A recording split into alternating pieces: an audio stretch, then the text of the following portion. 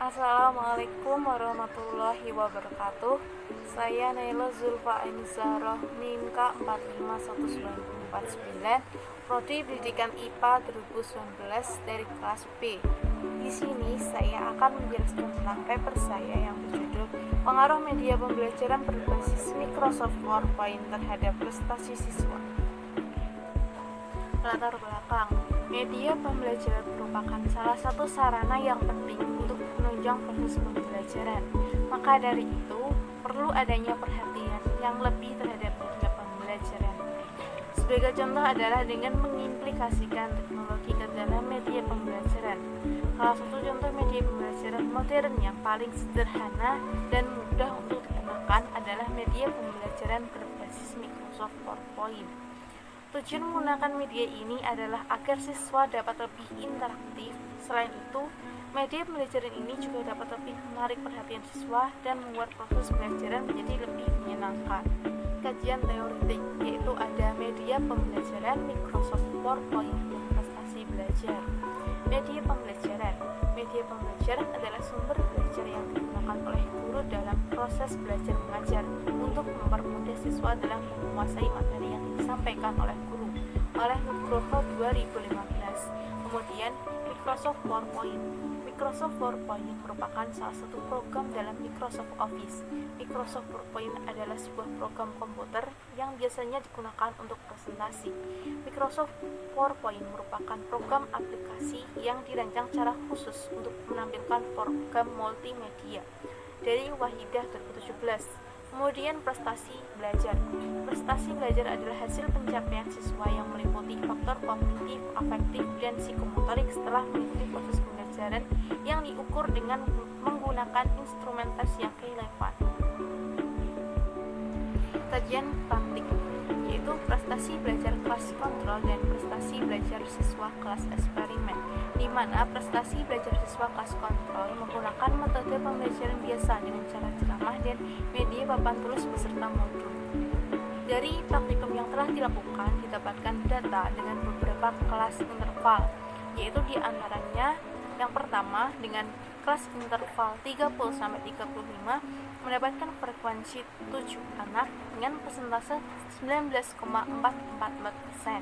Kemudian di kelas kedua dengan nilai 36-41 mendapatkan frekuensi 5 orang anak dengan persentase 13,888%. Kemudian untuk kelas ketiga dengan nilai 42-47 mendapatkan frekuensi 9 anak dengan persentase 25%. Kemudian untuk kelas interval keempat dengan nilai 48-55 mendapatkan frekuensi 3 anak dengan persentase 8,333%. Kemudian untuk kelas kelima dengan nilai 56-61 dengan frekuensi 8 anak mendapatkan persentase 22,222%. Kemudian kelas terakhir dengan nilai 62-67 mendapatkan frekuensi 4 anak dengan persentase 11,111%. Di mana didapatkan bahwa 100% siswa pada kelas kontrol tidak ada yang lulus karena nilainya tidak mencapai KKM, yaitu nilai 70. Yang selanjutnya adalah prestasi belajar siswa kelas eksperimen, di mana menggunakan media video dan animasi berbasis PowerPoint. Dari praktikum yang telah dilakukan, didapatkan beberapa data dengan beberapa kelas interval. Yang pertama adalah dengan nilai 45-52 mendapatkan frekuensi 8 anak dengan persentase 17,021%. Yang kedua adalah dengan nilai 53-60 mendapatkan frekuensi 10 orang anak dengan persentase 21,277%. Kemudian kelas yang ketiga dengan nilai 61-68 mendapatkan frekuensi 7 anak dengan persentase 14,894%. Kemudian untuk kelas keempat dengan nilai 69-76 mendapatkan frekuensi 7 orang anak dengan persentase 14,894%. Kemudian untuk kelas interval kelima dengan nilai 77-84 mendapatkan frekuensi 13 orang anak dengan persentase 27,660%. Kemudian di kelas yang keenam dengan nilai 85-92 mendapatkan frekuensi 2 orang anak dengan persentase 4,255%. Kemudian untuk kelas terakhir dengan nilai 93-100 terdapat satu anak dengan persentase 2,128%. Dari data yang ditunjukkan, terdapat 16 siswa lulus dengan atau 34,04% lulus, sedangkan yang belum lulus ada sekitar 31 siswa atau 65,96%, di mana nilai KKM-nya sama dengan yang pertama yaitu 75. Kemudian setelah mendapatkan data dari praktikum yang telah dilakukan, kita akan mengetes data tersebut dengan beberapa uji. Salah satunya adalah uji hipotesis.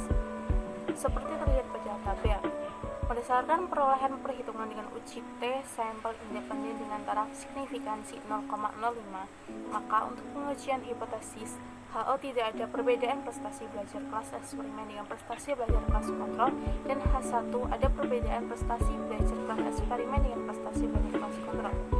HO ditolak apabila nilai T hitung lebih besar dari nilai T tabel. Selanjutnya, dengan pengolahan data menggunakan SPSS diperoleh T hitung 7,035. Dapat ditarik kesimpulan karena T hitung 7,035 lebih besar dari T tabel yaitu 1,99, maka HO ditolak. Sehingga karena HO ditolak maka H1 diterima. Jadi prestasi belajar siswa kelas eksperimen berbeda dengan prestasi belajar kelas kontrol, atau prestasi belajar siswa kelas kontrol berbeda dengan prestasi siswa kelas eksperimen. Review dan kesimpulan.